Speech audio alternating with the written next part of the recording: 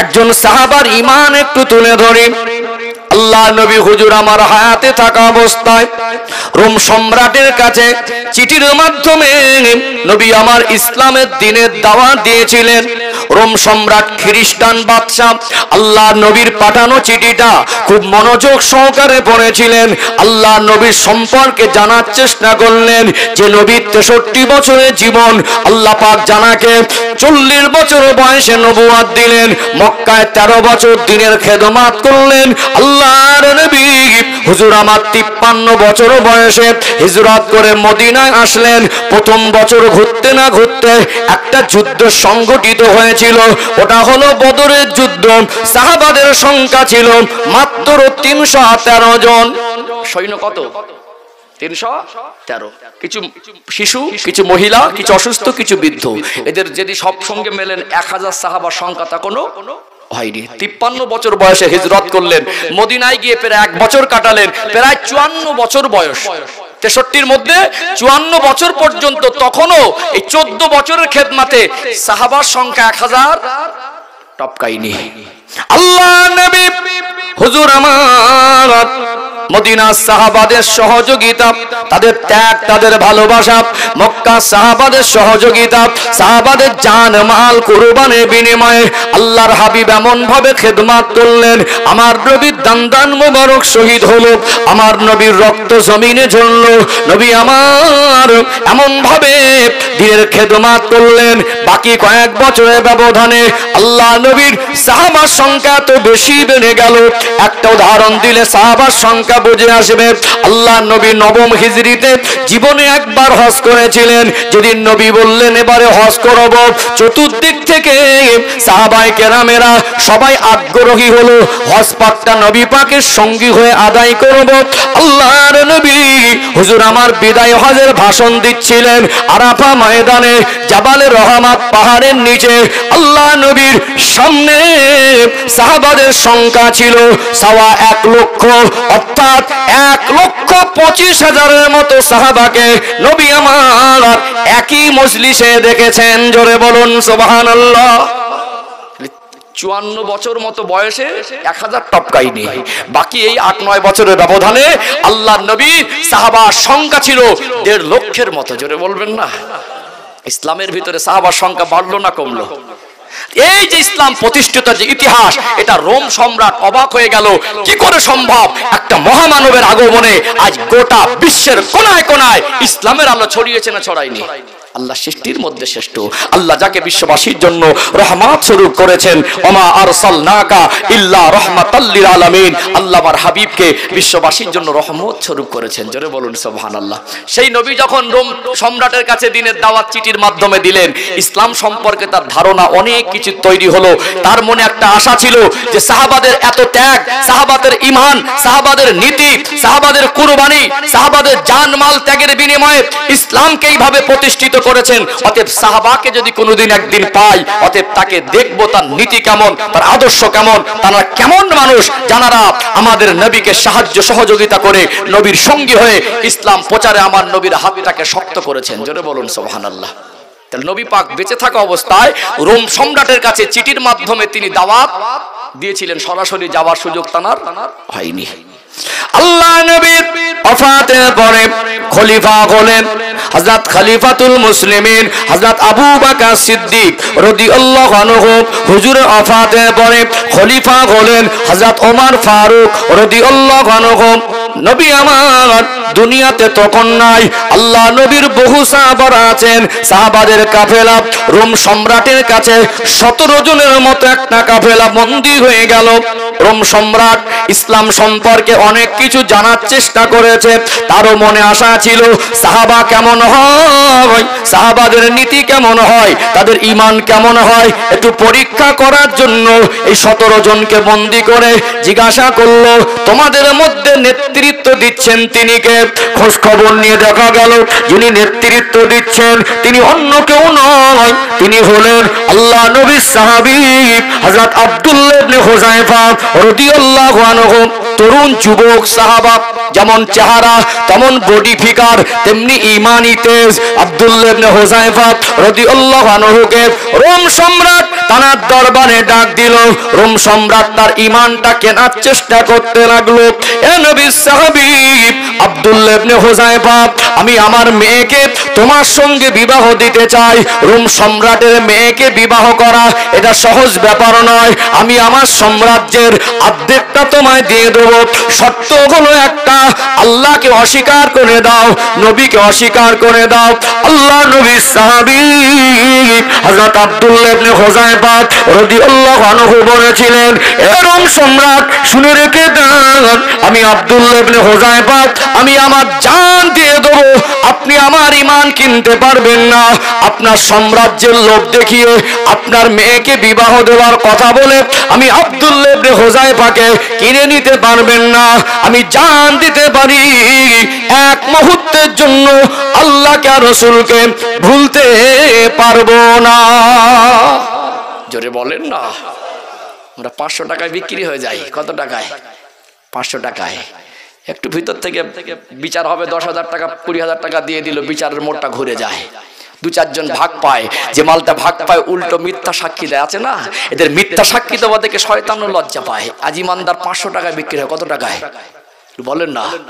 500 টাকায় বিক্রি হয়। নবী সাহাবী আব্দুল্লাহ ইবনে হুযায়ফা রাদিয়াল্লাহু আনহু বিশ্বের মানুষকে মেসেজ দিলেন, ইমানদার সাম্রাজ্যের লোভে, রাজার সম্রাটের মেয়ের বিবাহ লোভে ঈমান ত্যাগ করতে পারে না। জোরে বলুন। একটা প্রবাদ বাক্য আছে, সোজা আঙুলে ঘি না উঠলে আঙুল দেখাতে হয়। দেখলো তো এত সহজে হবে না, সহজে হবে না, কষ্ট দেওয়া হবে। কি হবে? পরীক্ষা। একটা হলো টাকার লোভ, পদের লোভ, আর একটা হলো নারীর লোভ, আছে না? বহু মানুষ ধ্বংস হয়েছে মেয়ে লোকের চক্করে পড়ে, হয়েছে না হয়নি? একটা মহিলার চক্করে পড়ে বহু আচ্ছা আচ্ছা মানুষ ধ্বংস হয়েছে না? ভালো সাজানো গোছানো সংসার, ফুটফুটে বাচ্চাগুলো হালে ডালে ঘুরছে, সে পড়ে আছে অন্য জায়গায়, হচ্ছে না হয় না? সোনার সংসারটাও নষ্ট হয়। একটা সুন্দরী রমণী অর্ধনগ্ন করে আব্দুল্লাহ ইবনে হুযায়ফা হুজুরের জেলখানা সেলের মধ্যে দিয়ে দেওয়া হলো। বলল যে কোনো প্রকারের সঙ্গে জেনা করতে হবে, শারীরিক সম্পর্কে লিপ্ত হতে হবে। আল্লাহর নবীর সাহাবী আব্দুল্লাহ ইবনে হুযায়ফা রাদিয়াল্লাহু আনহুর কাছে ওই সুন্দরী রমণী জেলখানা সেলের মধ্যে এসে অর্ধনগ্ন হয়ে বিভিন্ন অঙ্গভঙ্গি দেখিয়ে বারবার আকর্ষিত করার চেষ্টা করেছে। আব্দুল্লাহ ইবনে হুযায়ফা, আমার সঙ্গে তোমার শারীরিক সম্পর্ক করতেই হবে। আব্দুল্লাহ ইবনে হুযায়ফা এমন ঈমানি শক্তি তিনি নিয়েছিলেন, তার ভিতরে এমন ঈমানি শক্তি ছিল, তিনি তার সঙ্গে শারীরিক সম্পর্ক তো অনেক দূরের কথা, একবারও তার দিকে কুনজরে দেখেনি। যেটা বলুন সুবহানাল্লাহ। আর জানুয়ারি মাসে আমাদের ছেলে মেয়ে একসঙ্গে নাচতে নাচতে যাচ্ছে, যাচ্ছে না? যাচ্ছে না? ঈমানদার তার কাছে সুন্দরী রমণী অর্ধনগ্ন হয়ে এসে জেনার প্রস্তাব দিলেও তার দিকে জেনা করা তো দূরের কথা, কুনজরে একবারও দেখতে পারে না। আজকে অন্যের স্ত্রীকে নিয়ে পালাচ্ছে, আজকে নিজের বিবি বাচ্চা হালে ডালে ঘুরছে, অন্যের স্ত্রীর সঙ্গে সংসার করছে। কথা ঠিক না বেঠিক? আদিও তাকে তালাক হয়েছে কিনা সন্দেহ আছে। কথা বুঝতে পারছেন? ও ভাইজানেরা, সোনার মানিক যুবকেরা, আব্বারা মায়েরা, রোম সম্রাট দেখলো এ তো যেমন তেমন মানুষ নয়, এদের নীতি এত মজবুত, সাহাবাদের ঈমান এত মজবুত হয়, দুনিয়ার কিছু অন্যায়ের কাছে মাথা নত করে না, দুনিয়ার কোনো কুকর্ম বেফায়েশ কাজ কারবার তাদের মধ্যে থাকে না।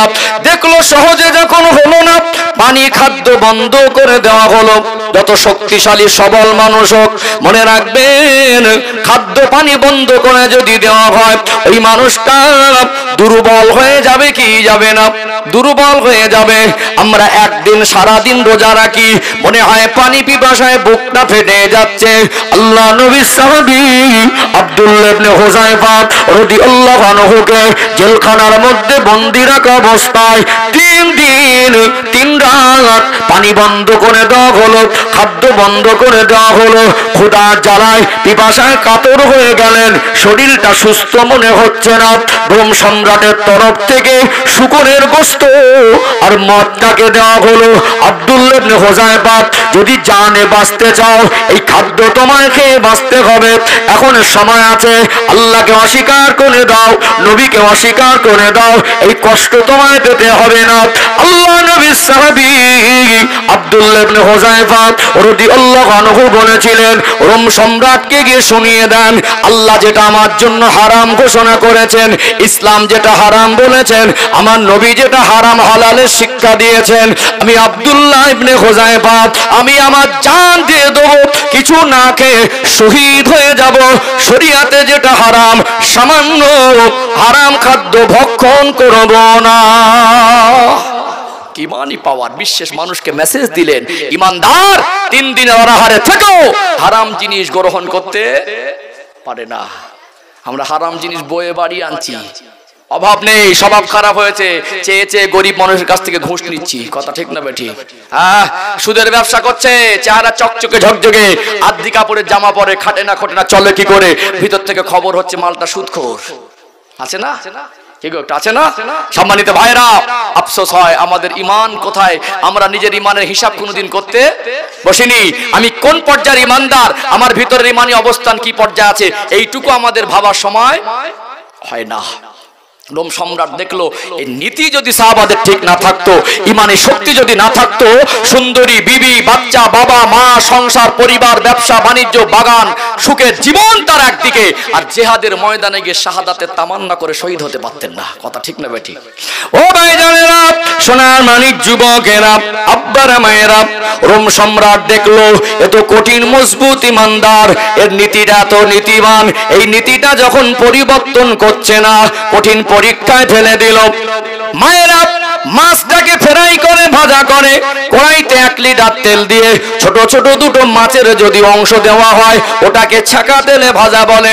বড় কড়াইয়ে তেল ঢেলে দেওয়া হলো, তেলটা তো বেশি গরম করা হলো, তেলটা টকবক করে ফুটছে। আব্দুল্লাহ ইবনে হুযায়ফা রাদিয়াল্লাহু আনহুকে ওই ফুটন্ত তেলের কড়াইয়ের সামনে দাঁড় করানো হলো।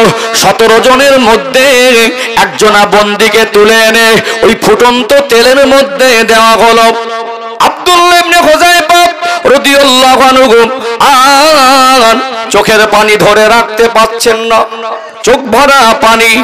আব্দুল্লাহ ইবনে হুযায়ফা হুজুর দেখছেন তার চোখের সামনে একটা মানুষকে ফুটন্ত তেলে ছেড়ে দেওয়া হলো, শরীরের অঙ্গ প্রত্যঙ্গগুলো যেন আলাদা আলাদা হয়ে যাচ্ছে।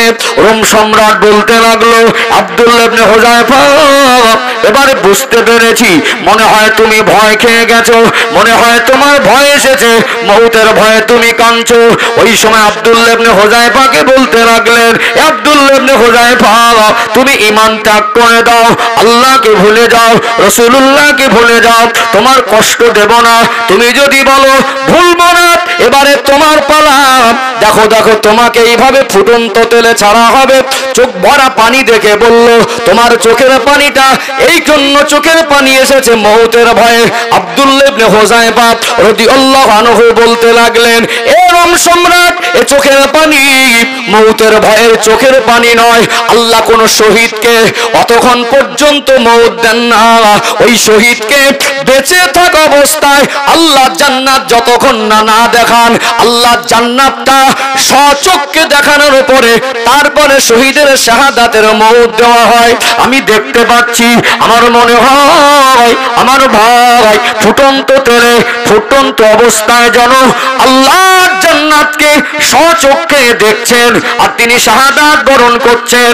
আমি আব্দুল্লাহ ইবনে হুযায়ফা মউতের ভয় কাঁদি না, আমার আল্লাহ একটা জীবন দিয়েছেন।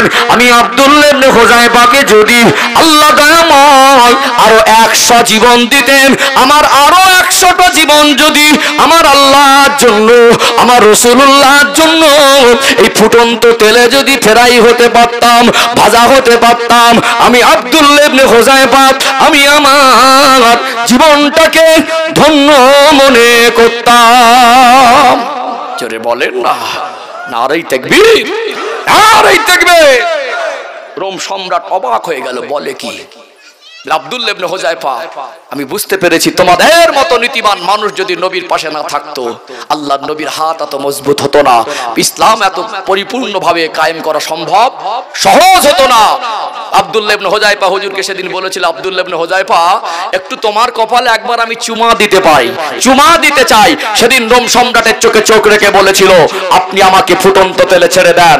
মৌতের ভয় নবী সাহাবারা করে না, ইমানদার মৌতের শাহাদাতের তামান্না থেকে সরে যায় না, বরং আমার সৌভাগ্য হবে, শহীদের তামান্না আমার মনে আছে, শাহাদাত বরণ করতে পারলে আমি নিজেকে সৌভাগ্য মনে করব। তবে আপনি আমার কপালে চুমা দিতে পারবেন না, বরং আপনি আমাকে ফুটন্ত তেলে ছেড়ে দেন। বলল, শর্ত কি আছে? শর্ত একটা, আমার সাথী সঙ্গীদেরকে যদি আপনি ছেড়ে দিতে পারেন নিঃশর্ত, আমি আমার কপালে একবার চুমা দিতে পারমিশন দিতে পারি। নিঃশর্ত সাথী সঙ্গীদেরকে ছেড়ে দিয়ে উন্মুক্ত করে দিয়ে রোম সম্রাট আব্দুল্লাহ ইবনে হুযায়ফা হুজুরের কপাল মোবারকে চুমা দিয়েছিলেন। জোরে বলবেন না? যখন রোম সম্রাটের হাত থেকে, মনে আছে, খেয়াল আছে, তাই এইভাবে টাইম সমাপ্ত করছি। আব্দুল্লাহ ইবনে হুযায়ফা রাদিয়াল্লাহু আনহু কপালে চুমা দিয়ে ছেড়ে দিলেন। যখন মদিনায় কাফেলা ফিরে আসলো, ওমর ফারুক রাদিয়াল্লাহু আনহু খলিফা পদে, তিনি ভাবলেন রোম সম্রাটের কাছে ফিরে আসাটা অত সহজ। বৃত্তান্ত ঘটনা শুনলেন। ওমর রাদিয়াল্লাহু আনহুর মতো সাহাবী, যিনি খলিফাতুল মুসলিমিন, তিনি থাকতে পারেননি, আব্দুল্লাহ ইবনে হুযায়ফা হুজুরকে বুকে জড়িয়ে ধরে কপাল মোবারক একবার চুমা দিয়েছিলেন। জোরে বলুন। ইমানদার গোটা বিশ্বের মানুষের কাছে নত হয় না। ইমানদার যত কঠিন পরীক্ষার সম্মুখীন হোক আল্লাহকে ভুলতে পারে না। ইমানদারের কাছে ফুটন্ত তেলের কড়াই থাকলেও ইমানদার কোনোদিন আল্লাহকে অসন্তুষ্ট করার মতো জীবন নিয়ে যেতে পারে না। সম্মানিত ভাইরা, গোটা বিশ্বের মানুষকে আব্দুল্লাহ ইবনে হুযায়ফা রাদিয়াল্লাহু আনহু মেসেজ দিলেন, তোমরা কি কঠিন পরীক্ষার সম্মুখীন হয়েছো, আল্লাহ আমাকে যে কঠিন পরীক্ষার সম্মুখীন করেছিলেন, আমি শহীদ হয়ে গেলে এটা আমার সৌভাগ্য হতো, আমি বেঁচে ফিরেছি এটা আমার সৌভাগ্য। গোটা বিশ্বের মানুষকে আব্দুল্লাহ ইবনে হুযায়ফা হুজুর ঈমানি মেসেজ দিয়েছে না দেয়নি? দিয়েছে না দেয়নি? আল্লাহ আমাদের বোঝার মতো তৌফিক দান করেন, বলেন আল্লাহুম্মা আমিন। মূল আলোচনার বিষয়বস্তু, শরীয়ত সম্পর্কে মুসলমান যথেষ্ট জানে, এটা আমার ধারণা। নিশ্চয়ই আপনারা জ্ঞানীগুণী মানুষ, আমার কথা একমত হবেন। কিন্তু হুজুর এসে 2 ঘন্টায় ভালো করবে, এটা রং। বাবা মা সন্তানের অন্তরে ঈমানি ভিত তৈরি করে দেন। বাবা মার দায়িত্ব সন্তানকে সুসন্তান হিসেবে গড়ে তোলা। কথা ঠিক না ঠিক? 2 মিনিট একটা উদাহরণ দেব, আমার পরবর্তী বক্তা চলে আসবে। আমি সময় নষ্ট করা মানুষ না। আমি একটা জায়গা পারক, আমি ভালো করে গজল বলতেও পারি না। আমি সময় নষ্ট করে যতক্ষণ থাকি সলিড কথা বলি। সম্মানিত ভাইরা, একটা উদাহরণ দিলে বুঝতে পারবেন যে ঈমানি ভিত তৈরি হয়। ঈমানি ভিত একটা আলাদা নিয়ামত, এটা বোঝানোর জন্য বলছি। ভারতবর্ষে বিভিন্ন ভাষাভাষীর মানুষ, বিভিন্ন ধর্ম অবলম্বীর বসবাস আছে না নেই? এটা উদাহরণস্বরূপ বলছি। মনে করুন একটা হিন্দু ছেলে, একটা খ্রিস্টান ধর্মের ছেলে, একটা বৌদ্ধ ধর্মের ছেলে, একটা মুসলমান ধর্মের ছেলে, চারটেরই 20 বছর বয়স। কটার? 4 জনকে এক জায়গায় করে বলবেন যে তোমরা তোমাদের যে ধর্ম মেনে বড় হয়েছো ওটাকে ত্যাগ করে যেটাকে একটা পছন্দ করো। কেউ ত্যাগ করবে? কেউ ত্যাগ করবে? যদি তাকে বোঝান আপনারটা খারাপ অন্যেরটা ভালো, তারপরেও তার দ্বারা ত্যাগ করা সহজ। তাহলে একটা মানুষ 20 বছর একটা নীতিতে বড় হয়েছে, কিসে? একটা আদর্শে বড় হয়েছে। ও যেটা শিখেছে, পৃথিবীর মানুষ, গোটা বিশ্বে যত মানুষ আছে, মানুষ ম্যাক্সিমাম মানুষ যারা ধর্ম মানে না 1% হবে না, পার্সেন্টেজ আসবে না। বাকি সব মানুষ ধর্ম মানে, 1%ও হবে না। কিছু মানুষ হাতে গোনা তারা ধর্ম মানে না, বাকি কেউ না কেউ কোনো না কোনো ধর্মের অনুসারী। ধর্মের ভিত তৈরি, ধর্মের ভিত তৈরি হয়। ওর পরিবারে ধর্মীয় কালচার যতটুকু ছিল ও অতটুকু পেয়েছে, এবং ভিত যত মজবুত হয় সহজে ওর নীতি থেকে টলানো যায় না। আমাদের মেয়েরা বেপর্দায় চলে, আমাদের ছেলেরা মদ খায়, আমাদের ছেলেরা বেনামাজি, আমাদের ছেলেরা কুপথে চলে, আমাদের ছেলের আদর্শ ভালো না, উজু জানে না, গোসল জানে না। এটা বক্তা দায়ী নয়, ইমাম দায়ী নয়, জলসা কমিটি দায়ী নয়, এ দায়ী হলো এদের বাবা মা। কথা কি বুঝতে পারছেন? আমাদের সন্তানরা অতটুকু ঈমানি ভিত পেয়েছে যতটুকু আমাদের পরিবার সূত্রে তারা শিখেছে। আমরা দায়িত্ববান হই, আমরা আমাদের সন্তানকে সুসন্তান ঈমানদার সন্তান হিসেবে গড়ে তোলার প্রতিজ্ঞাবদ্ধ হই। দেখবেন সমাজে পরিবর্তন আসবে ইনশাআল্লাহ। আর না, ঈমানি দিক থেকে সন্তান যদি দুর্বল হয়, তার অন্তর ঈমানের ভিত তৈরি করে দিতে না পারি, তাহলে আমাদের সন্তানরা মানুষ হবে, প্রকৃত মানুষ হতে। জানুয়ারি মাসে হুজুর হজ করে রুকে দিতে কি ধলাই করবো? ধলাই করে ঘোড়ার ডিম হবে? কি মনে হয় আপনাদের? কি ধলাই করে ঘোড়ার ডিম হবে? ঘোড়ার ডিম তো পাওয়া যায় না। যে পাওয়া যেত তা স্টেজে বসে যারা জানুয়ারি মাসে পিকনিক করতে গেছে ওদের ধলাই করে ঘোড়ার ডিম পেত। ওরা হয় না তো পাবে কোথা থেকে? বাবজিরা যাদেরকে ধলাই করবো তাদের সব শোনার সময় নেই। কি বুঝলেন? আমরা ফাঁকা মাঠে ঢোল বাজালে হবে না তো। অতএব এই বাবা মা দায়িত্ব নিয়ে যদি মানুষ করতো, ওদের ইমানি ভিত তৈরি করতে হতো, হুজুরকে মানা করতে হতো না, নিজেই ঘরের মধ্যে বসে থাকতো, নামাজ পড়তো, মসজিদে যেত। আল্লাহ আমাদের বোঝার তৌফিক দান করেন, বলেন আল্লাহুম্মা আমিন। ঘড়ির কাঁটা 10:30। আমি নীতিভ্রষ্ট না, নীতি বিক্রি করে খাই না, আমার নীতি আলাদা। আমি স্টেজে আমার বয়সে ছোট হোক আর বড় হোক বসে রেখে বক্তব্য করাটা পছন্দ করি না। খুব নগণ্য ছোট মানুষ, স্বল্প জ্ঞানের অধিকারী। আল্লাহ পাক আমার মতো অধম অযোগ্যকে আপনাদের মতো দিনদার, পরেশগার, শিক্ষিত, জ্ঞানীগুণী মানুষের সামনে বসিয়েছিলেন। দুটো কথা অযোগ্যতার ভিতর থেকে গুছিয়ে তুলে ধরার চেষ্টা করেছি। বাকিটা আল্লাহর মর্জি। ভাষায়, ভঙ্গিতে, কথায়, শব্দ চয়নে যদি কষ্ট লাগে ক্ষমার নজরে দেখবেন। শরিয়াত যেটা হালাল বলে ওটা হালাল, শরিয়াত যেটা হারাম বলে ওটা হারাম। ওটাকে প্রচার করে, বর্ণনা করে ক্ষমা চাওয়ার কোনো অপশন নেই। গুছিয়ে বলার যোগ্যতা আমার নেই। তার ভিতরে ভাষা ভঙ্গিতে কষ্ট পেলে তার জন্য ক্ষমা চাইছি। আমার জন্য দোয়া করবেন, আমি আপনাদের জন্য প্রাণ ভরা দোয়া করি। আল্লাহ আমার কমিটি ভাইদেরকে প্রকৃত হেদায়েত দান করেন, আল্লাহ দিনের খাদেম হিসাবে কবুল করেন। গ্রামে যারা অসুস্থ আল্লাহ শেফা দেন, যারা ঋণী হয়েছে ঋণ পরিশোধ করার তৌফিক দেন। আল্লাহ আমাদের সবাইকে ইমানের উপরে কায়েম থাকার মতো তৌফিক দেন। ইমানটুকুনি যেন কবরে যেতে পারে সে তৌফিক আল্লাহ দান করেন, বলেন আল্লাহুম্মা আমিন। আখিরি দাওয়ানা আনিল হামদুলিল্লাহি রাব্বিল আলামিন। আসসালামু আলাইকুম ওয়া রাহমাতুল্লাহি ওয়া বারাকাতুহু। সভাপতি সাহেব আছেন, তিনি আমার পরবর্তী বক্তার নাম গুছিয়ে আপনাদের কাছে বলবেন। একটা অনুরোধ, এক একটা ফুলের খুশবু এক এক রকম, এক একটা ফলের স্বাদ এক এক রকম। অন্তত আমি নেমে যাওয়ার পরপরই উঠবেন না, ওজু ইস্তেঞ্জার প্রয়োজন হয় 2-10 মিনিট পর এক একজন উঠলেন। কেন একটা বক্তা ওঠার পরে কিছু মানুষ ওটাওটি করলে মন ভেঙে যায়, সাজানো গোছানো পরিবেশটার ভিতরে ব্যাঘাত ঘটে। অন্তত পরিবেশটা বজায় রাখুন, দরকার আছে। এই পর্যন্ত সমাপ্ত করলাম। মহব্বতে দরুদ শরীফ। আল্লাহুম্মা